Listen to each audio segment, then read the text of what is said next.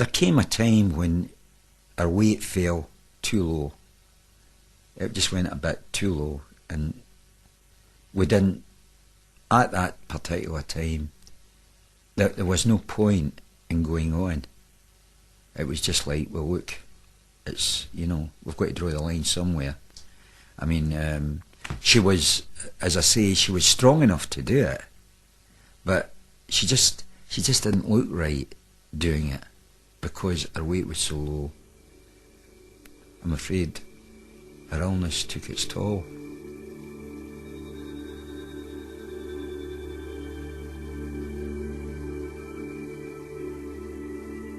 At this time, Lena became obsessed with the idea of living a normal life.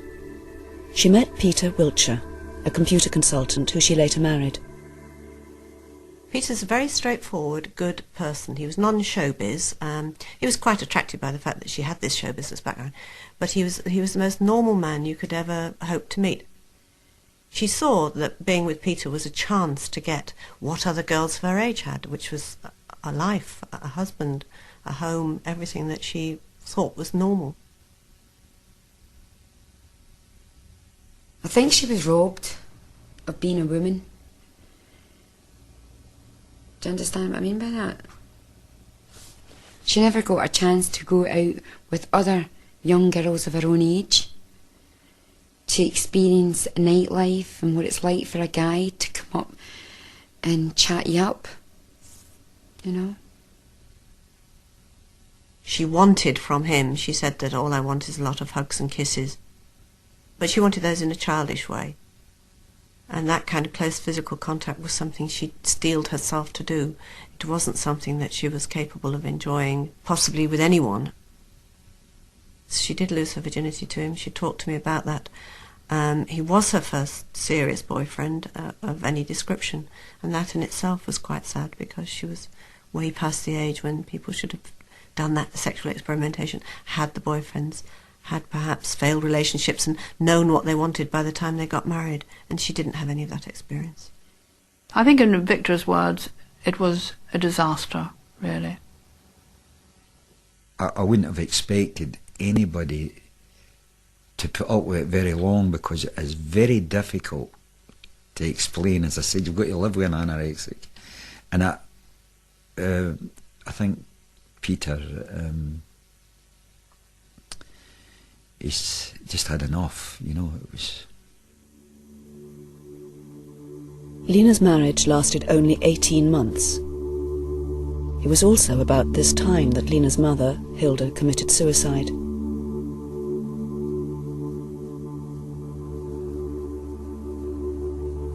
After her divorce, Lena bought a small flat near to her father in Hertfordshire.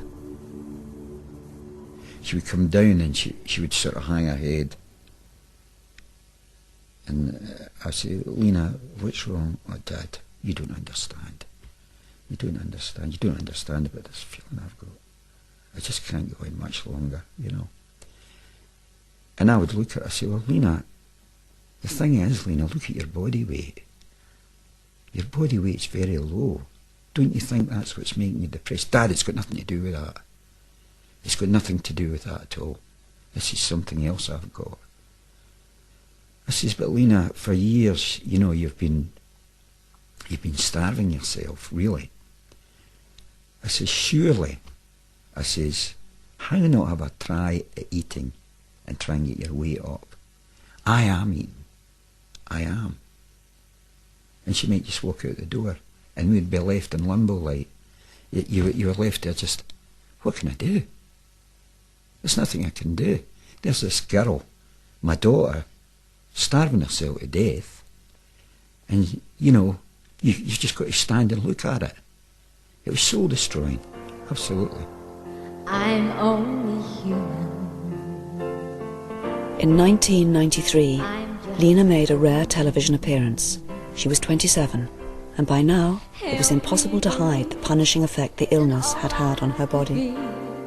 And all that I am, show me the stairway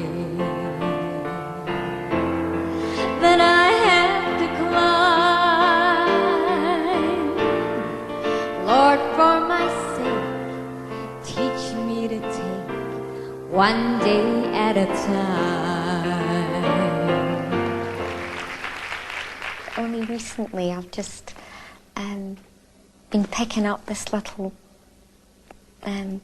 book thing, you know, and I've been looking at it, and I looked at the words and I thought, well, they do mean something to somebody who's going through tough times. If they just could read something like this, like, it says, God grant me the serenity to accept the things that I cannot change, the courage to change the things I can, and the wisdom to know the difference. Shocked by her television appearance, Martha and David visited Lena in her flat. Distressed by how she looked, they persuaded her to return home with them. She initially was so ill that she would lie on that settee in there, just curled up like a fetus. And she was there for 3 or 4 weeks. She hardly moved from that spot. The first horrendous thing was really her eating habits, which were not very nice at all. She started off initially by taking a tray up to her bedroom. She would eat in the privacy of her room, but she would come and do this 10 or 12 or 14 times a day, because she didn't eat food like other people ate food, with a knife and fork, sit down with a plate or anything. It was little mugs of tea and pieces of dry toast. A piece of toast would last her for 2 hours. She would then suddenly go on a screaming eating binge, and she would then eat us out of house and home. You see that pile of bananas there or something? We'd come down 2 in the morning. She'd eaten 10 bananas or 4 oranges or 6 apples or half a bread, and you wonder where it went, because there was nothing of her. She was so thin, and she couldn't stop. It was orgasmic. I mean, it was incredible. Yes. I had to lift her physically away, kicking and screaming. Which was horrendous for her, because the pull for the food was so powerful. But of course she wasn't swallowing everything. I mean, she would chew it and take the best of it out, the juices, etc., and the rest of it would go down the plug hole or into the rubbish bin. She was on taking pills by the handful. And they weren't ordinary pills. They were pills that would knock out a horse. A sleeping pill puts people to sleep. With Lena, had the opposite effect. It woke her up. It sort of felt it was activated that she felt there was some movement in the world, because she used to absolutely feel nothing. There was never any movement. You know, the sun was shining. She called it static. When everything was grey. And what this tablet did was just activate it, and she felt she could just feel, and she felt as if she was in the world just for those few moments. Just for a few moments. This is what one sleeping pill would do, and she would take them by the handful. Until we found out where they were, where she was getting them, where they were coming from. So we put a stop to that. Martha was like a mum, really, a big sister mum. She was very, very close with her, and they shared a lot of intimacies and talked through for hours and hours and hours and hours. Martha talked to her. I mean, really, she talked her out of this depression. Lena stayed with David and Martha for a year. She put on weight and even sang with her father at a family New Year celebration.